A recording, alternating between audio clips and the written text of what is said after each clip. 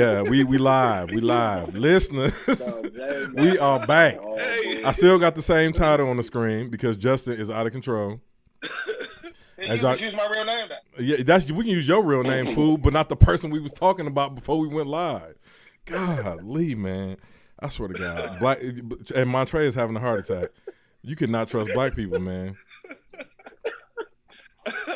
Let me change this title on the screen before I start introducing y'all. Golly. Why does that say Blaze? His name is Bladia. Stop, man. You making me mess up. Where are my real friends? Your name B. Will. His name is Munchie. I don't even know who these people are. I hate you so much, dog. He don't even know what's going on. These people? What's going on right now? All right, listeners, we bake with another episode of Unlabeled the podcast. I got my good friend Montre in the building. How you doing, Montre? Are you okay over there? Man, you say my girlfriend? This is why I don't like. No Michael Myers, though. No Michael Myers. And I didn't even put. Listen, dude. It's supposed to be gay people, dog, and I put black people on the screen because I can't. I've had enough of you already tonight, dude. God. It ain't Paul's or no homo. It's no Mike Myers tonight. Okay? No Mike Myers. Yeah, he ain't saying Paul's or no homo. Well, I'm not even gonna ask Montre how he's doing. How are you doing, Justin? Let's get to you. How are you doing this evening, sir? Oh, I'm blessed, man. Highly favored. Yeah. For y'all who are not familiar, this is one of the original cast members of our podcast. I don't like to have him on often because he's a disruptor. And I've been drinking this. Pure white. I like my Hennessy like I like my women. Pure white. Listen, I don't know how constructive this podcast is going to be. Hey, man. I got the Huxtable and Martin juice. Hey, that shit fire though. Hey, that shit fire. Oh, my soul. Me and my son love that shit. But anyway, and I also have Sydney Blaze in the building. How you doing, Sydney? Hey, man. What up, y'all? What up? What's good, man? Oh man, and Montre, did I already introduce you, or are you too busy over there laughing still? I'm doing good, man. Having a few laughs. With the family, man. I do not like y'all, dog. That guy in the right corner is an imposter. His name is Bladia. He called himself else. Hey, listen, if I disappear, J Mac lives about a block away from me. Hey, I'm about I'll run to his house, dog. I'll run to his house, dog. You gonna just see me come behind him, dog. Hey, right behind you. I'm big chilling, bro. And drop kick him in the face, dog, when you do it. I'm snatching his mic, dog. As y'all can see, man. He's a menace to society, dog. I'ma look at. I'ma lock you out. You ain't getting in by the hair on this chinny chin. See, America, this is why we do not allow him on the show. You gotta love it. Oh man. But anyway, you see, as y'all can see by the title on the screen, the LGBTQ community has struck again, or with some Twitter outrage. They have tried to cancel Michael Myers. They said he is homophobic. Ain't that crazy? That's crazy. That's crazy. That's crazy, dog. Hey, I ain't see the movie yet. Did he just kill gay people? Listen, I haven't either. Please, somebody got to explain it to me. Maybe they just sick of the movie. They might be honest. Maybe they just. No, this movie was actually pretty kind of all right, but it was. I'm saying, like, how many gay people did he kill? Just a couple, bro. That's all it takes. Why they don't look at it as inclusion though, instead of? Hey, listen, bro, because they are crazy. You know what? Hey, you know what DJ Khaled says? Stay away from they. All right. Crazy, listen, bro. It takes a fool to learn that Michael Myers don't love nobody. He will kill your motherfucking infant if they in the way of him walking to wherever he needs to. He don't give a fuck about that gay shit. He don't care. Well, listen, he don't even know what that shit is. Listen, y'all ain't never seen a Michael Myers movie, bro, and his face changed. His expression is always the same. Every time. So in the movie, bro, did he walk in and he was like, Listen, I am not doing this with He y'all looked- tonight, dog. He looked at that. He looked at them motherfuckers like, man, get the fuck out. Hey, you know that one? Hey, you know that one? Hey, if you will. You know that one where he was doing like this? Look, where he was dancing. We had the footwork and shit. That's what he was doing, dog. Like some motherfuckers. Listen, man. Listen, I don't. Oh, Why? no, first of all, dog, Michael Myers from Chicago, dog. How good was his footwork on that one video, dog? I bet you he can perk like a motherfucker. Like, that's how he learned how to motherfucker take the Hey, hand. you be seeing those videos on IG with Michael Myers dancing and shit. Bro, it's hilarious. Did you see the one where he was in a car? And she's like, girl, I got me a real killer. He don't talk. Did you see that one? No. I sent it to you, Lydia. Look at your shit. It's hilarious, bro. For everybody Like, I not got me a real killer. for everybody not familiar, Perkin is locally known in Chicago as Perkin, but it's percolator. It's a dance, a house music and a dance that accompanies with it. Anybody from the Midwest that listens to this podcast definitely know what Perkin is, but Justin is talking about Michael Myers Perkin and killing non-binary people. Like Myers a fool with the percolating shit. No cap. Listen, this is why you never know what's gonna happen on this show, dog. He says, "Stay away from they." Stay away from they, dog. That's what Khaled said. Made him a lot of money doing so. Shit. Hey, I'm finna go take LG. it back, Mike. But I'm gonna tell you what, dog. The LGBT community is a real. They might be like the KKK and all them motherfuckers. They bad, dog. Because I'm gonna tell you why, bro. Because they always think somebody attacking them, dog, and everybody ain't against you, dog. Hey, you gonna get our show canceled, dog? Talking about the LGBTQ. Hey, listen, God don't like ugly, Hey, man. bro. Hey, he don't like. It need to be don't said, like man. Yeah, bro. He don't like ugly. He don't like people bumping their uglies. So they going to hell. Oh, that's not what I'm.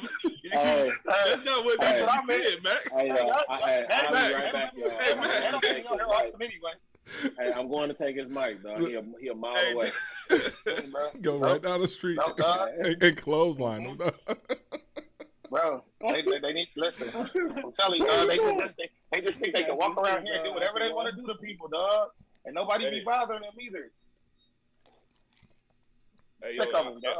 honor of Kendall, go Bucks, go Brewers. Mhm. No Braves for now. Yeah, Braves should get their ass beat too tonight. Hey, dog, listen. But one thing I did want to talk about is kind of in the same vein as of what you were just speaking about, Justin, about the LGBTQ community. And did y'all see where Dave Chappelle addressed him finally? I didn't see that. I sent y'all the video, man. Y'all don't be watching nothing, bro. I sent it for this purpose in particular. He was saying that this is the first time he addressed it since he dropped that special, The Closer. So he actually dropped a 5-minute video on his IG where he was talking about. Actually, matter of fact, I'll just play it, bro. I'm just gonna let it ride because it's actually pretty good and it's pretty thought provoking. And just let you know where he stood with it. And he was basically letting us know that he won't be forced to start talking about it. But here you go. I'm gonna play it right now. You're gonna play 5 minutes? Yeah, I'll let it play just a little bit. That I was invited to speak to the transgender employees at Netflix, and I refused. That is not true. If they had invited me, I would have accepted it, although I am confused about what we're speaking about. I said what I said, and boy, I heard what you said. My God, how could I not? You said you want a safe working environment at Netflix. Well, it seems like I'm the only one that can't go to the office anymore.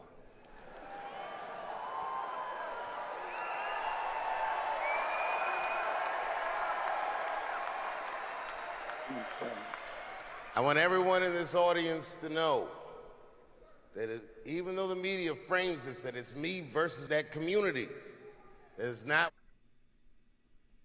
why did it do that? What it is. Do not blame the LGBTQ community for any of this shit. This has nothing to do with them. It's about corporate interests and what I can say and what I cannot say.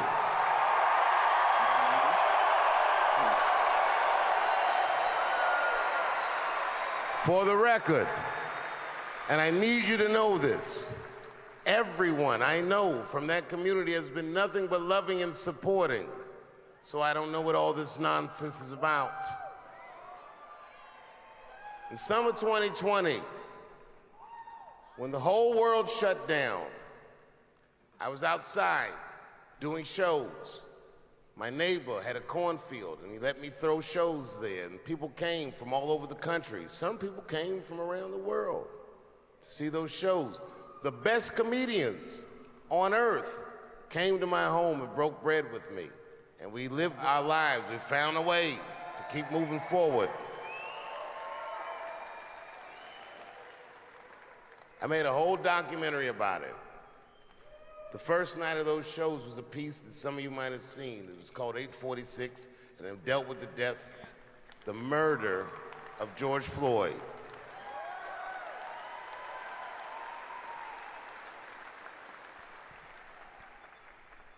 This film that I made was invited to every film festival in the United States, and some of those invitations I accepted. And when this controversy came out about the closer, they began disinviting me from these film festivals. And now, today, not a film company, not a movie studio, not a film festival, nobody will touch this film. Thank God for Ted Sarandos and Netflix. He's the only one that didn't cancel me yet.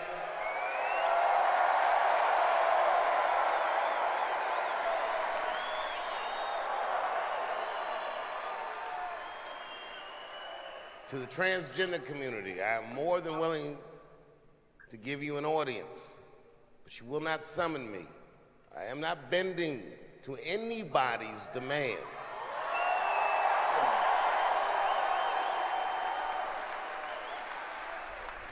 And if you want to meet with me, I'd be more than willing to, but I have some conditions.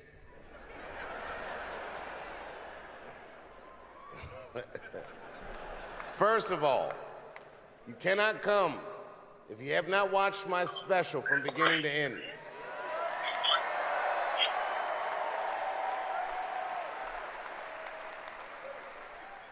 You must come to a place of my choosing and a time of my choosing. And thirdly, you must admit That's too loud, just that Hannah Gadsby is not funny.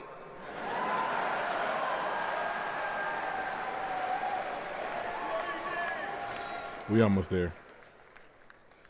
I desperately want people to see this movie, but I understand why investors would be nervous. Since nobody will touch it, I'll tell you what I'll do. I will make it available for all of you in 10 American cities, going on sale in the next few days. You will be able to see this movie in its entirety, and you can see what they're trying to obstruct you from seeing. And you can judge for yourself. But you cannot have this conversation and exclude my voice from it. That is only fair. You have to answer the question, am I canceled or not? Then let's go. Thank you very much, and good night. Basically, the reason I want to let the whole thing rock out and play was because he was basically saying that, you know, that his show and the comments he made towards that community was not about the community itself, that it was more about corporate policy, and that's what he was going against. So that was the whole reason I want to play, because I think a lot of us had it twisted, and the reason that they were outraged, and the reason why the reason why they were outraged, and the reason why we was even defending his comments when he was basically saying that's not what it was about. I just wanted to get y'all thoughts on that, because this is gonna segue into another topic, but how did y'all feel about his address just now? I mean, I like it because he always stay true to who he is. Like, you know what I'm saying? Like, you can't, I feel like it's like when people say when it first came out, he was talking about people saying, like, quit taking away from our people. Everybody suspected he was talking about black people, African Americans. He really was talking about the comedy, you know what I'm saying? Yeah, artists. That's what I took away from it, too. You know what I'm saying? Yeah. Because, you know, a lot of they touch on racism, homosexuality, anything that's going on in the world at the time that's hot, they gonna touch on. You know, comedians get up there and act like homosexuals and white dudes get up there and act like black dudes go up there, a black dude is commenting, he gonna look at the crowd and like, oh, hey, buddy, you're here, to pick out the white people and joke on them. White people gonna do that. So he was just saying, like, by him always doing this, now since it's the it thing, y'all want to say something about it. But he's been doing that for his whole career, just like any other comedian's been doing. You know what I'm saying? So I feel like I'm happy that he said something about it. He finally addressed it. I hate when people address things right away. You know what I'm saying? Like, and then they try to, because some people aren't emotionally stable enough to just address stuff without feeling attacked or going at people. It's like whatever we was talking about the other day, I forget the topic we was talking about. It's like they're attacking whoever you said, Jerome. He hasn't said anything. Oh, Ben Simmons. That's what it was. Let's go live with him. Like, they're attacking him now. It's the same thing with that. Like, they're attacking him. He just hasn't said that. He's sitting back and waiting to stuff that down, and then he's going to address it. So, but I feel like, as far as Dave Chappelle, I feel like, he did the right thing by addressing it. And I feel like his stance was like, he's always been that, though. He's never been, look at the Chappelle show. When they tried to give him $40 million, he knew he was worth 100. You know what I'm saying? So we're like, F that. Yeah. That was like the best show on TV at that time, but he stood on what he believed in. Yeah, that was more so on them. He felt like they were trying to have him in the third season of the Chappelle show. He felt like they were trying to have him reinforce stereotypes versus make fun of stereotypes. So he stood on his moral principles and dipped. Yep, and that's why I like him, and I feel like he's doing the same thing now. Yeah, it's more morality, like, moral don't principles. Just like he's saying, like, make sure you watch it before you come. Don't just be coming from out of your emotional sense of shit that you've heard in the news, and you make sure you sit and watch it and get what I said, and see if it's taken out of context to you, and then come sit at the table and we can talk about it. Right. He had to say that, though, because that's who was gonna be there. It was gonna be the people who ain't ever watched it. A lot of the people that you see complaining about it, they haven't watched it at all. Bro. It's just outrage from people. Excuse me. Media outrage, bro. They create it, and then everybody run with it. Yeah, everybody run with it. Because that's how I felt about it too. Everybody that I was saying that from that community, from the LGBT community, was saying that they weren't going to watch it and support it. And I'm like, how can you, like, that's like the highest level of ignorance to me is knocking something before you even experience it or even know what it's about. You know what I mean? How can you be outraged about something you ain't saw? Facts. So but this to me this whole outrage raised a bigger question because. Like you said, and especially he said his whole problem has always been white people, and in this society we act like two things can't be true, and we all know that. Like he said you can be gay and racist. He said that in the show. You know what I mean? And I think I think a lot of people act like you have to be one or the other. Like, you know what I'm saying? Like, intersectionality doesn't exist. And one thing I've noticed, like I said, America is the largest adopter of black culture. We the earliest adopters of black culture. But America acts like it knows the least about the black culture. You know what I mean? Crazy, and then from the fact that black men in this country, we've always had propaganda directly targeted towards us from the beginning of time. The very first film, Birth of a Nation, Kendall can speak on that more.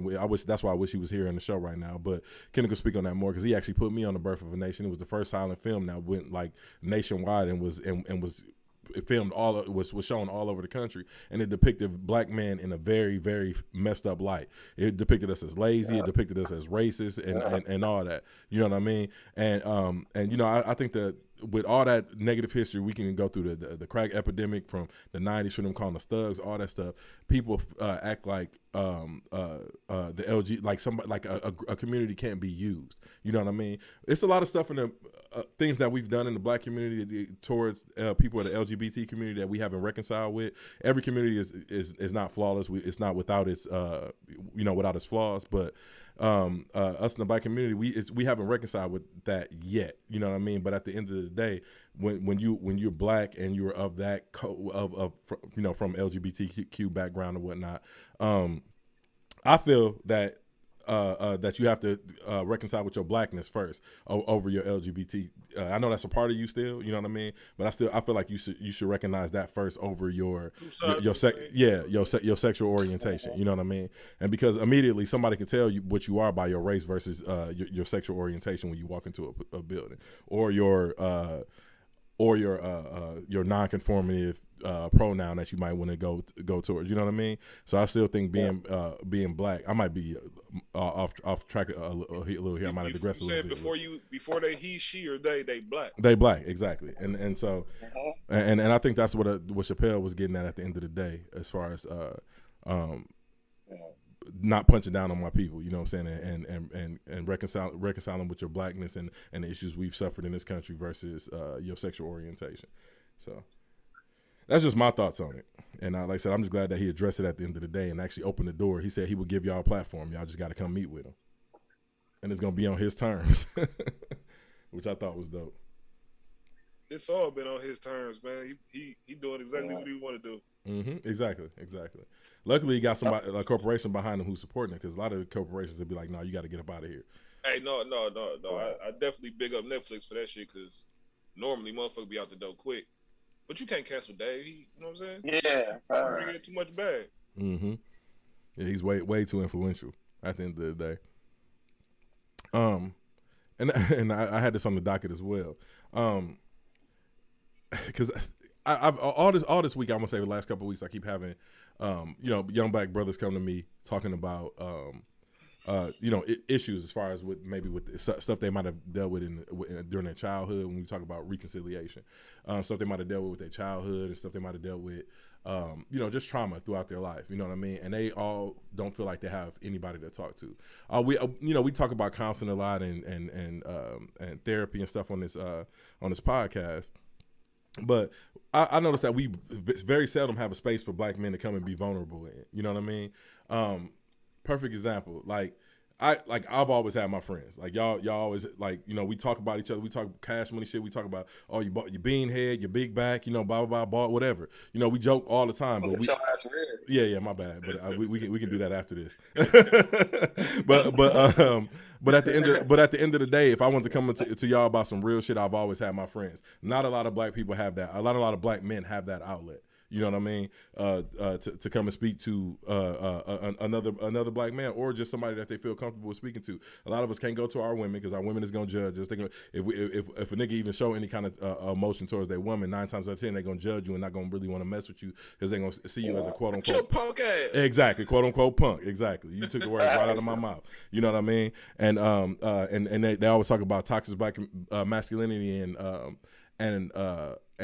protecting black women, but at the end of the day, I feel like the way culture and society is set up now, especially with black men in America not really understanding black men, like I pointed out to earlier, I feel like I'm trying to get my thoughts together here. I feel like that we accept that in our society. The toxic women are kind of pushed that upon men because they want us to be a certain way. You can't be no punk, you know what I'm saying? And this, that, and the third. It's as bad as it is with the guys, with us. But like I said, me and my close friends, y'all, we've always been able to come and bounce stuff off each other if we feel in a certain way. You know what I mean? We've always been there, so to speak, for each other. You know what I'm saying? Not in no weird way. You know what I'm saying? But if I need to come vent to somebody, I can come to y'all and bounce some shit off of y'all. Yeah, that's some dope shit about our friend group, and I don't think that's unique to us. But I don't think people take advantage of that shit. That'd be a problem. Right.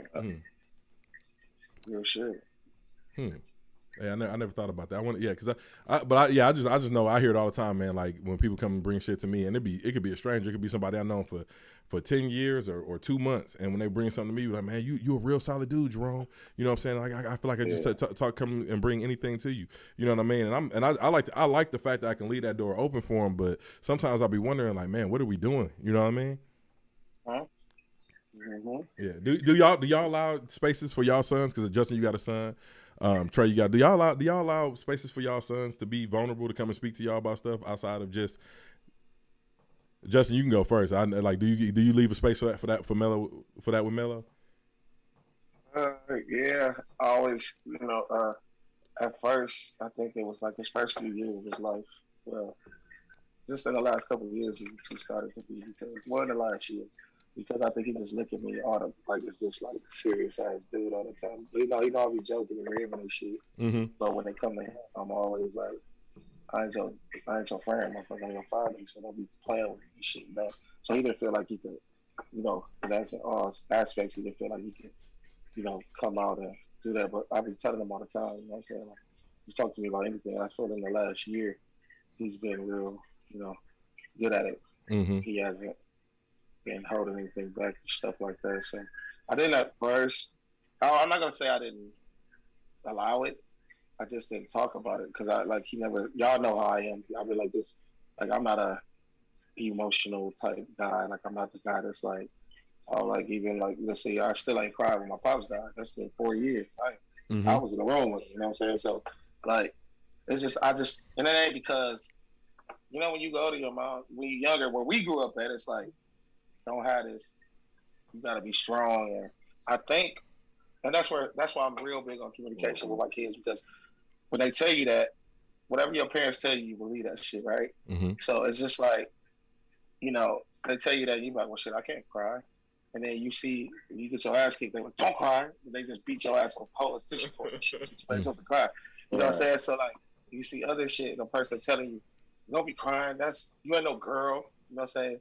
As a boy, that's like complex. It'll fuck with your brain. But so that's why communication is key. And that's why I feel like a lot of that don't be vulnerable, don't be this. You shouldn't be to the world. But I think that's when communication comes in. And so lately I've been just having, you know, within the last year and a half or so, just having those conversations to let them know, like, it's okay, you know what I'm saying, to talk to me about certain stuff and you're feeling a certain type of way. Because at the end of the day, I want to say George Floyd was like a gift and a curse. You know what I'm saying? Because, you know, my son is mixed, right? He know he a nigga to the world. I always tell him to the world, you're just another nigga. You ain't mixed to that. Mm-hmm. You're some pretty light-skinned motherfucker. You know what I'm saying? Mm-hmm. And because he don't get that, and I say that nowadays because these new millennials, and that's why a lot of the white people were standing up, and they starting to feel it now because, you know, a lot of white people got mixed brothers and siblings and shit now. Mm-hmm. You know what I'm saying? Yeah. So, like, for sure. my son, since he's been born, and all my kids have been around their white side that show them so much love, and they be around their black side. And when they leave the house, my kids really stick to themselves unless they in their sports teams and stuff like that. So they don't see what everybody else. They ain't even paying attention to you, white man that don't care about them. You know what I'm saying? They're looking at them more down because they're looking at them just like this and other. So I let him be who he is. He's not emotional. My trainer tell you, like, he around them a lot. You'll never see him. I see him cry yesterday. They lost the championship football game. And, like, you see him cry once a year, man. You know what I'm saying? Mm-hmm. Once it was like 2-3 years I didn't see him at all. He don't talk much, so I let him know, like, it's all right. Just let that shit out, bro. You know what I'm saying? Or anything. I think it's like a thin line though, from what you said though, bro. Like as far as just always being like, I'm dad. You know, I ain't your friend. But I think it's a thin line because you do want to give them a little bit of that friendship because that'll actually make them feel comfortable coming to you. You know what I mean? Because sometimes you just yeah, like I tell them I'm your best friend. I ain't your friend, but they get what I'm saying. You know what I'm saying? I'm your father first. You, like, don't be running around saying. And I say that they mean like they can't just be like, "Oh, shut up, Dad." No, you can't say that to me. You can say that to your friend. Right. You know what I'm saying? But you can, that's what I try to do with my son. I just make it a safe space for him to come say what he got to say. I ask a lot of questions, but they a lot like us, man. They don't be trying to hear that shit. What's that? What is that? You couldn't hear him? Oh, you hear something crazy? My bad. I can't hear that. I ain't got no hair, man. My bad. Okay, I didn't even realize I could hear that. I can't hear that at all. That's crazy. But anyway, my bad. I'm glad you said something. No, I had unplugged my phone, but that's why I had muted the channel, but for some reason it was still making that noise. I'm glad you said something though. But I cut it off. My bad, listeners. But continue because Blaze and Trey, y'all was making some good points. No, I'm good. I just said that you got to make it a safe space for them to be able to come talk to you, like. And I ask a lot of questions, you know. But still, at the end of the day, they a lot like us. They got a lot of us in them, so they ain't sharers. Yeah. Right. Yeah, I'm just trying. I just want to make sure that we cognizant because we black men and you know that trauma and our personalities and stuff. That stuff you pass it on to your generation, man. I just want to make sure that we not.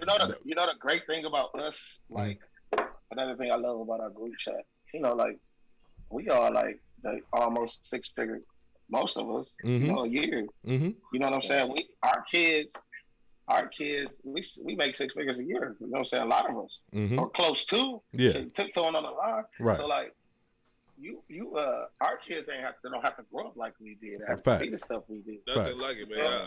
I be saying that shit all the time, man. That's a blessing, bro. The way they like, grow up is totally we raising a bunch of Huxtable kids. We used to see stuff that I didn't think was bad to see. I thought was normal until I moved away and went to college, and I'm like, people dying every day. Seeing a motherfucker get shot in front of you with the like TV don't show when you see them up get shot that they smoking out they hoes. You know what I'm saying? Like TV don't show that. We seen that. That's normal. Like that's fake ass shit. I felt that. You supposed to have right. You supposed to have smoke coming out the hose. You get shot. You know what I'm saying? Yeah. Like bro, we it saying was literally that smoke coming out my shoulder. I saw it and I felt it. Like damn. Yeah. You know what I'm saying? So you like. You know that you say the end of that movies and stuff like that, like, oh, y'all soft, y'all crying over this, and you know, you like, damn, I'm a real, I gotta see some fucked up shit that I thought was normal. Yeah, me and Trey talk about that all the time. But I think what J-Max saying though, what's dope about us though is that we got older and to a point, because when we were younger, we wasn't sharing how we share now. None of us. None of us. Yeah. But like we to a point where we so vulnerable with each other. But we like, couldn't. A small group. No, we couldn't. Though. You know what I'm saying? Like, because it's just like it was a stigma attached to it. Yeah, and it's just your surroundings. Like you're a product of your environment. If you saying I got this, if you sharing I got this around some motherfucker that really ain't got shit, they like, yo, is you trying to style on me? Nigga? Yeah, they're like, looking at you like food. You know what I'm saying? Like so now it's just like, and it's like it's not where are you from? It's like where you at? Like when you put your kids in a position now, Blaze can bring his kids out and see the palm trees.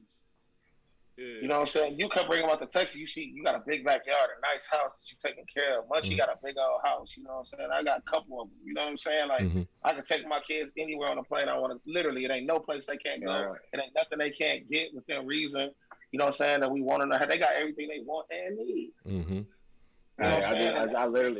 I literally, Justin just told my oldest because she be calling me every day, bro, complaining about Milwaukee. I said, listen, I don't really want to hear that shit. Because in real life, fam, you can get a first class ticket here. It ain't, you know what I mean? Like, you don't have to be in that environment, fam. You know what I'm saying? Like, straight up. But the point I was making off of J-Mac, though, bro, was we able to be vulnerable with our small circle. I think that helps us a lot with the kids, being able to give them more of a softer side, you know what I'm saying, that we really didn't have earlier in our lives, you know what I'm saying? Right. Yeah, I just like I said, that was the only thing. I was just curious because like I said, the generational trauma and shit that we experienced, I just want to make sure that we not passing that down, and just that we cognizant of it and exercising it, because we saw some fucked up shit growing up, you don't realize like how fucked up we grew up until you go somewhere else. Yeah. Like, Texas, bro, is so unique, man, bro. Yeah, so I tell people like this all the time, bro. There is no place in the world, I don't care where you go, like Milwaukee, Wisconsin. It ain't no niggas like Milwaukee niggas. It just ain't Milwaukee is a whole different breed of place, bro. And it literally is. I love that shit, bro. I hate home so much, but I love that shit, bro. It's like, but it definitely made us who we are, though. Facts. Yeah, everybody good, so. Milwaukee nigga, you can put a Milwaukee nigga anywhere, he'll survive anything, bro. That's a fact. Literally. Man, did y'all see Alabama's governor? They got COVID relief and they were trying to use it to fund prisons. Did y'all see that crazy crap? No, bro. I saw that bullshit, man. I'm gonna pull the article up, man. But I was like blown away because I'm literally thinking, yeah, Alabama governor gotta fund them prisons. Yeah, this is locked up.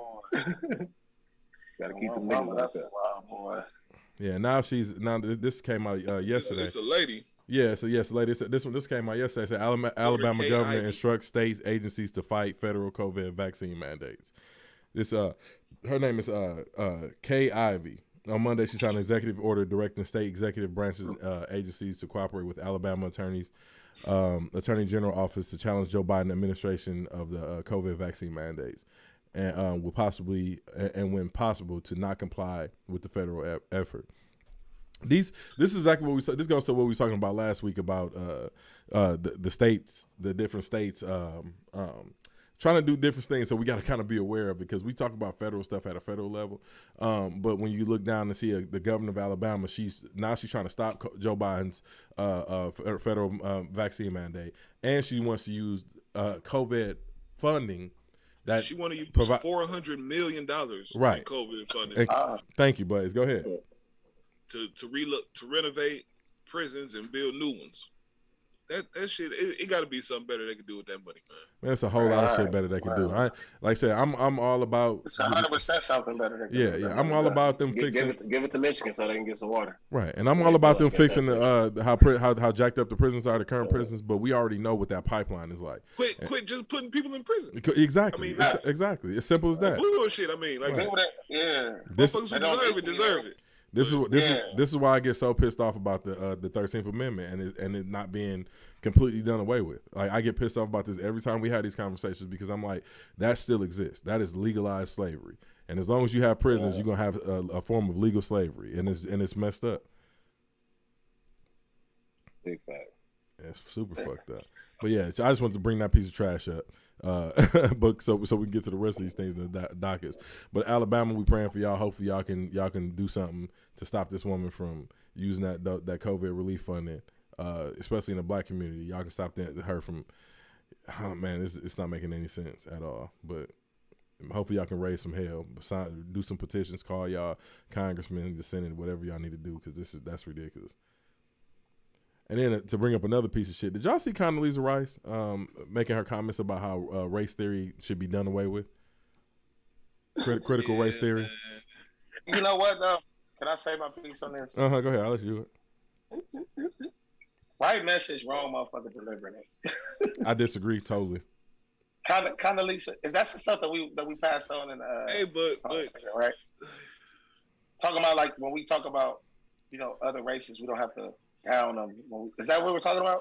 That was her take on it, and it wasn't about other races. It was really more so about black people making white people feel bad for the enslavement of black people, and that's what critical race theory is. Okay, yeah. Hey, she fried. Mm-hmm. Fried out and laid to the side. No, boy, because she ain't never stood up for her race. Literally, right. like she been a rap bitch for a long time. You know what I'm saying? And she now that it's cool to stand up for your race, you know what I'm saying? Cool to be black. Now that we in a time where it's supposed to say cool to be black, she want to stand up and say certain stuff, but still hop on that train at the same time. Right. Making white people feel bad, not the purpose of critical race theory, though. It's not at all. Right. So that's the problem. That's the problem I had with this shit. Who gives a fuck how they feel about it? It's not the purpose. If y'all feel bad, then y'all doing something wrong.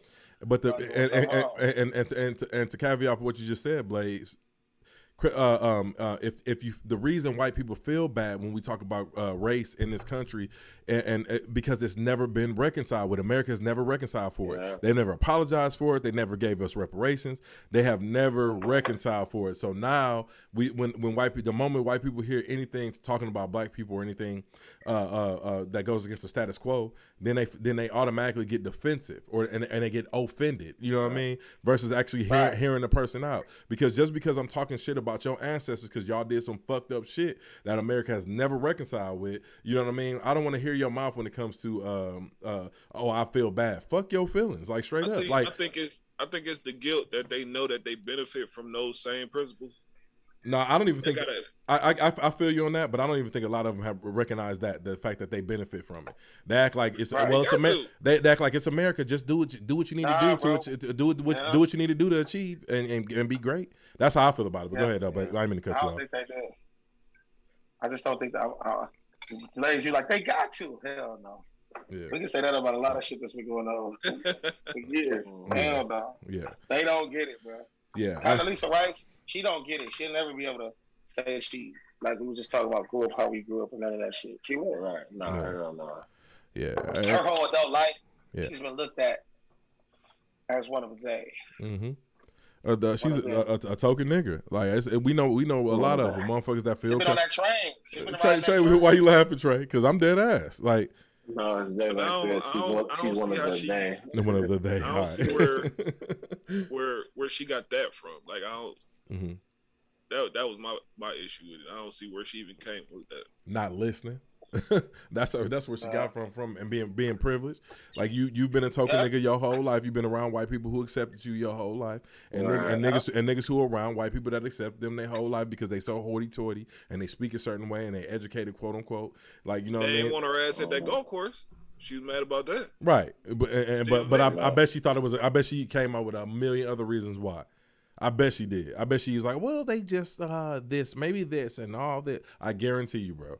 I want to look that up because I didn't even know about this golf course incident. But just knowing those type of people. Where they play the Masters at? Ooh, I don't even know. I think they kind of rotate. I was just watching it too, she wanted to be a member of that golf course. They told that bitch no. Mm-hmm. At the end of the day, like I tell my son, you're just another nigga. Mm-hmm. Still nigga, man. Yep, and until we, like I said, until this country reconciles with a lot of that bullshit, and that's why we're in the state that we in right now. You know what I mean? We got white allies, we got people who come to our aid and support, and even through all the shit we went through last year with all the rioting and the protests and shit in the wake of George Floyd, man, and people still don't understand, and they still think it's sweet. And it's just because that's the reality of your world that you live in. All of us have been from the bottom, and we've come all the way to the bottom to achieve some semblance of middle class success and upper middle class or whatever you want to call it. You know what I mean? So we know both sides of the coin, and we've seen these type of people our whole entire life from the bottom to the top. Yeah, sure. From the rooter to the tooth. From the rooter to the tooth. You a fool, Justin. No, Mike Myers. yeah, but no, to me, she was dead ass wrong with her thoughts on critical race theory, and all it's gonna do to me is give white people who are against it is gonna justify them being against it. What Condoleezza Rice said, and you know what I mean. All they're gonna do is point to that one nigga and say that they was the one that okayed it and felt that way. Did y'all see any of Joe Biden's town hall? Did any of y'all see any of it? Hey, that's he in his bag when he doing town halls and debates. I feel you. I agree. In his bag, but any other time he just sound crazy. But when he get up there on that stage and he answering them questions, he be deflecting a lot. But you like to hear what he talking about. Yeah, I don't think I would call it digression. You think it was deflection? He never answered a question directly. Yeah. He'll give you but what throw you off is he'll give you a story, he'll give you some background, then you completely forget about it. The moderator kept trying to all right, but we asked you this, man. Right. Yeah, I think he's just old. I think he was digressing. I know I've been around a bunch of old people my whole entire life. You know what I mean? And I sit down. I'm one of the people. Hold on. He said, hold on. What's the question again? Yeah, bro. Listen, because he and I saw that town hall, though. He that was the first time I felt like. That was the first time I felt like Joe Biden had a lot of charisma. You know what I mean? Like normally when I watch it, I'm like, man, I don't really like this dude. I don't really rock with this dude. You know what I mean? But that town hall, he bodied it. The only thing that I disagreed with was when they brought up the question about police reform, and he was talking about what he's done at the federal level for federal policing. When he was talking about banning chokeholds and no-knock warrants and all this type of stuff. And we talked about this last year on this podcast when I told y'all it's called exigent circumstances because they had that last year. They had this during Joe Biden's campaign. They had a thing called the 8 That Can't Wait, and it was banning no-knock warnings, banning chokeholds, these illegal chokeholds, and a bunch of other stuff. But the thing about it is these things are already in place. Those chokeholds are illegal chokeholds. Like, you know what I mean? Those no-knock warrants, like they really not supposed to be done unless deemed reasonable. You know what I mean? That's what exigent circumstances is. So anything can be elevated as according to what the cop in the field feels like. You feel what I'm saying? So like if I feel like I need to do a no knock, or if I feel like I need to do a chokehold because you not resisting, you know what I'm saying? I can go ahead and do it because of exigent circumstances. So it's always a loophole around it. So when he was at question about that and he started talking about banning these chokeholds and a bunch of other federal stuff, I completely disagree with him. I feel like he was dodging that question at that point. Yeah, but to Blaze's point, he was on point with that town hall. That was the first time I really agreed with a lot of stuff Joe Biden was saying and rock with his charisma and stuff. He definitely bodied it. Yeah. I didn't really get the chance to see it, bro. You were supposed to send me some clips. Yeah, my bad. I was gonna send it to you on YouTube because it's only about an hour long. It's not that bad, but it was really interesting. Yeah. It was really interesting. One thing I didn't like though was the guy who asked him about he was the one that asked him about like what are you doing specifically for the black community? Like he spoke very well, but he also had that old civil rights voice. He was like, we have voted for you and we have done X, Y, and Z, and what are you going to do for the black community to make sure that we get freedom and liberty for all? Face ass nigga. That was one of like, you know what I mean? Right. Like you used to do in church when they give you that little speech. Yeah. I'm like, what is this nigga doing up here, fam? That was the first thing that came to my mind. I'm like, bro, why don't you just ask the question regular like everybody else asks him the question? Because they gave him that question and told him practice this, and we gonna let you get on there. Yeah, because I really feel like he was just placating to the black audience, like getting us riled up. Yeah, he's trying to get that recognition. Mm-hmm. Yeah. So, that was another thing that I didn't really like, because Democrats like to posture themselves like they're the black saviors and whatnot. But I like I said, we talked about it last week on our podcast. Y'all can go back and look it up. I posted a 11-minute clip from our last show today, where we were talking about Joe Biden and what his cabinet has done for black people and in our community and whatnot. So yeah, check it out if y'all get a chance. It was pretty interesting. Man, y'all leave me hanging, bro. Y'all quiet. Why y'all so quiet? I thought you was gonna go on to the next topic. I am gonna go to the next topic, but I'm drinking this Hennessy over here, so I'm a little slow to the draw. Drinking the Hennessy. So, what? The Hennessy. So I'm a little you gotta put Is one it of them pure words white? No, it ain't pure white. I'm drinking brown Hennessy because I don't mess with the white. Liar. Liar. All right. Anyway, back to our question. Hey. Have y'all seen Dune? Hey, yo, I watched it, man. Trey fell asleep on it, didn't you? No, I just was fucked up when I turned it on. I didn't remember half that shit. I had to watch it again the next day. Hey, I'm excited about I'm excited about the sequels. Mm-hmm. It was good, but I hate when they give you a whole movie, then right when it's about to crack, it'd be like, all right, that's it. Yeah, it did do that. Yeah. Did you give me 4 hours? Give me 3 hours. I was like, hey, that shit pissed me off. Yeah, it definitely did that. As soon as it got to cracking, it was like, all right, we see y'all in 2 years. You know the funny thing about it is when I watched it, I felt the same way. Like I normally hate that, like especially when I don't know nothing about the world. I didn't know nothing about Dune. I didn't know it was a remake or nothing. When I saw the trailer for it initially, I was like, "This is gonna be trash." That was the first thing that came to my head when I saw the trailer for it. Jason Momoa, Zendaya, I felt like they were just trying to use star power to draw us into a film. But after I watched it, I was like, "That shit was fire." Like I can't lie. Like they, spoiler alert. This is book part 1 of Dune, which is the only thing that they cover in this movie is the first half of the first book. So they don't even get to like a second book or a third book or anything like that. So it actually it actually ends on a quote unquote cliffhanger. But I thoroughly enjoyed the film. I thought the director is the same director. I enjoyed the movie. Yeah, the director is the same director he's done Sicario. He's done. He did Blade Runner 18. Was it 2042 or whatever it was? The last Blade Runner movie, the most recent one. But dude is a phenomenal director. Everything that he does feels large in scope. You know what I mean? And I don't know if y'all remember Sicario 1. That movie was fire. If y'all ain't seen it in a while, go back and watch it because he bodied that. You seen that, J-Mac? You ever seen Sicario, Justin? Hey, you on mute. No, yeah. I've never seen Sicario. What's that? Hey, that's some shit you like, bro. Oh, you gotta watch Sicario. Sicario. Yeah. I'll send you the name of it. Yeah, please do. Yeah. I think they Mexican hitman or something. Yeah. I'm gonna put like this, Justin. If you ain't never seen that, it's a TV show. No, it's a movie. That's a movie. Yeah. The first one is fire. The second one is mediocre, but it's still worth watching. But yeah, the same guy that directed this movie, Dune, did that. And like the vibes I got from Dune was like Galactic Game of Thrones. That shit is incredible. Like you can tell they took their time with it. Like, I did see Sicario. I seen this. Yeah. Like the way it's shot. The same person who made that. Definitely put some money behind it. I watched Doom. Yeah, it's Doom is like one of those superhero movies and shit. No, it's not really superhero. It's just a sci-fi movie. You know what I'm saying? It's one of them space movies. Like put you in the front. All right. it was like a year 101. What was it, like 1,000?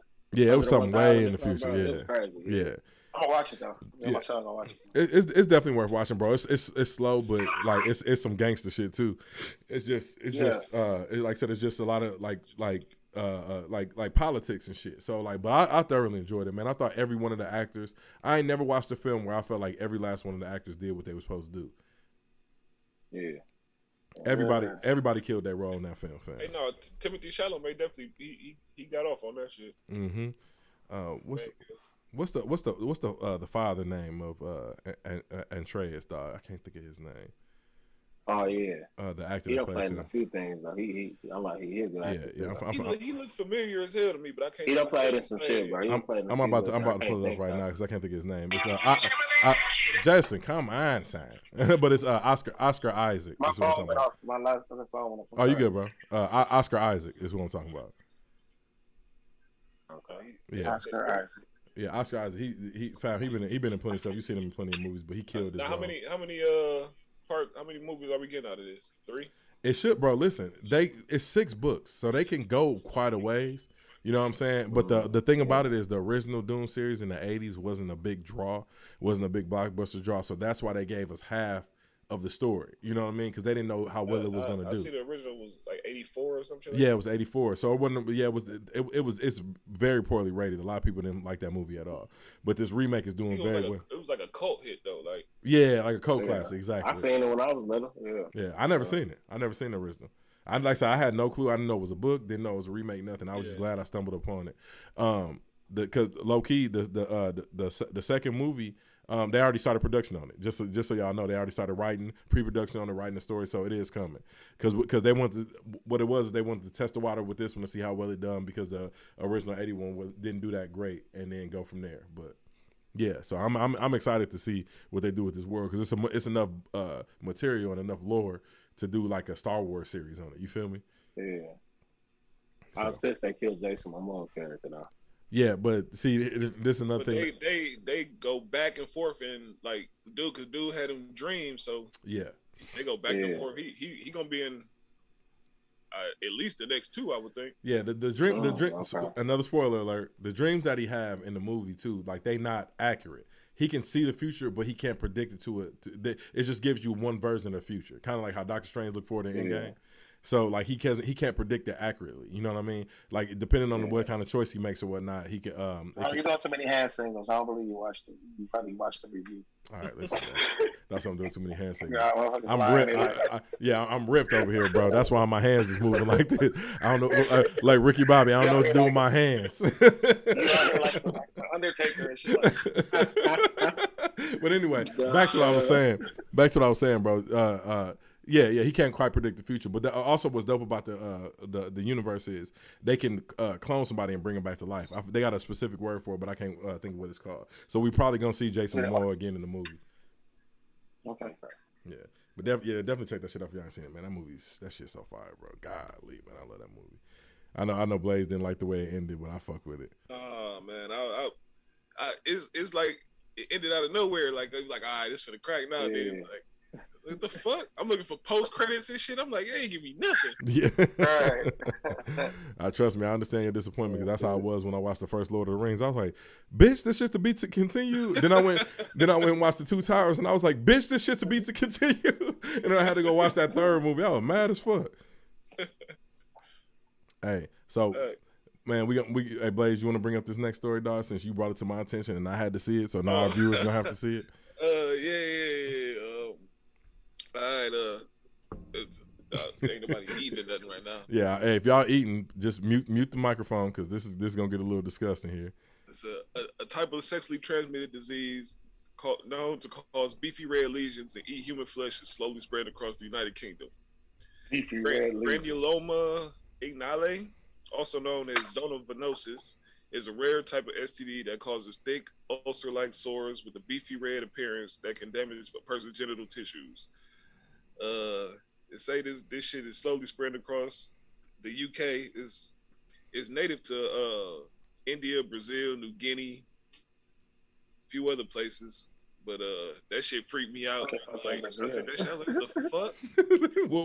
what Justin? Hey, what was that, Justin? Y'all be careful out there, man. They be fucking in Brazil. Y'all be careful out there, man. You gonna have some beefy red lobsters on your shit. Hey, no raw dog in the UK, buddy. Listen, bro. Right. I don't even want to go to the UK. I don't want to. Yeah, my COVID card, no passport stamps, no nothing. I'm 100% straight on that. Yeah, so we gonna leave them alone. If you fucking in the UK, IDK. IDK.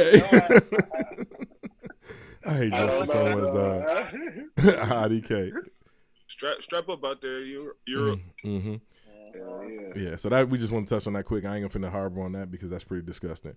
Trey, if you would like to cover the next topic, sir, about dads on duty. Yeah, this is actually pretty dope.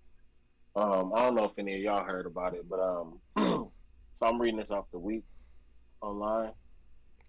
So after multiple fights at Southwood High School in Shreveport, Louisiana, resulted in the arrest of 23 students, a group of about 40 dads stepped up to put a stop to the violence. Known as Dads on Duty, the men are on campus from the time students first arrive to when they go home for the day, taking shifts to ensure that there are always several fathers at the school. The dads are there to lift spirits, tell jokes, dole out advice, and just let the kids know there's someone looking out for them. Michael Lafitte told CBS News he started Dads on Duty because we decided the best people who can take care of our kids are us. Since the group formed, there have been no fights on campus, which I thought was real dope. With one student explaining the school has just been happy and you can feel it. Dads on Duty will have a permanent presence at Southwood High, and a group would like to see other chapters form across the country. Not every student has a father figure or male role model in their life, one dad said. So just to be here makes a big difference. Yeah, that's dope. No, I think that's dope. That's man. super dope. The dopest part is they said ain't been no fights or arrests since they started that. Mm-hmm. How many niggas beat their ass? Them little motherfuckers was fighting over there. Yeah. Right. That's why they came in after that though. Yeah, I saw the video. It looked like that's what caused it. Yeah, it looked like the last scene in Cobra Kai in season 2. I called it. They was going nuts. It looked like High School Endgame over there, dog. They was fucking going crazy. Yeah, dog, yeah. A whole lot of shit was going on at high school, dog. Mm-hmm. And they ought to be ashamed of themselves, dog, because there was a lot of shit going on. Yeah. Like I said, I think it's dope. It just raises the question, like, damn, like, how did we get here? And like I said, this goes all the way back. Like, what's that? Like Griffith just hammered on Kyle Lynch. All right, next thing watching the basketball game over there. Anyway, this goes all the way back to like that systemic oppression and whatnot. Like it's a damn shame though. You know what I'm saying? That I mean, I'm glad that the father stepped up, but it's a damn shame that they had to get to this point. Right. Oh, for sure. Yeah, because I'll be on the same shit. Like, don't touch mine, fam. Real stuff. And it's a lot of them too. They came together and put that shit to an end. Yeah. How many? 40 dads. Yeah. That's lit, man. At least we can come together. Where was that? Where is that? Shreveport, Louisiana. Shreveport. Shreveport. Yeah, Shreveport. Sure, I ain't got my glasses on. Oh yeah. All right. Your blind ass. You want to try to blind as a bit. Sad like I'm young. I can't see shit. Yeah, but Shreveport. Yeah. That's dope, though. Y'all got anything else to add before we wrap? Justin, it was good to have you back on the podcast, brother. Even though you were out of control the first 5 minutes. Oh man, I was just bringing a little life, in the mood, to do what you do. I'm thanks for having me back. You know what I'm saying? I'm a few far in between. No Mike Myers, but I will be back sooner than later. I'm gonna try to make. Basketball season is on, and we're out of practice. Yeah, we got out of practice at like 6 today. So. I'll be able to join every now and again. Hey, are y'all in his games at Omaha this year? Yeah, most of them. But he played in Lincoln this Saturday. If you want to come check out the show. Yeah, the game winner last week. It was good. Yeah, I did. This Saturday. Hopefully he has something going on when I come up there because I need to get some of the Mellow show. We're gonna do something dope when I come up there. He definitely will. He definitely will. Yeah, you ready for podcasting and all that shit too? So we're gonna be ready. Yeah. We're gonna do something dope when I come up there. That's why I got this new equipment. So we're gonna do something dope when I come up there. Oh yeah, I know you, bro. We're gonna put him in. Yeah. Yes, sir. Go on with it, baby. Yes, sir. But besides that, y'all got anything else to add? Shout out to Kendall. Shout out to Kendall. Yeah, he was. Yeah, shout out to everybody K9. Yeah, he was absent today. We're gonna catch up with him next week though. He has the beef eating disease. He was trying to take. All right, listen, man. hey, listen. Thank y'all for tuning in to Unlabeled the Podcast. And Justin, this is new, so hey, Justin, this is new. So once I sign off, I'm gonna need like 10 seconds of silence, okay? Because otherwise it's gonna show up on the live stream. But anyway, listeners, thank y'all for tuning in. We will see y'all next week with another episode of Unlabeled the Podcast. Peace. Yeah.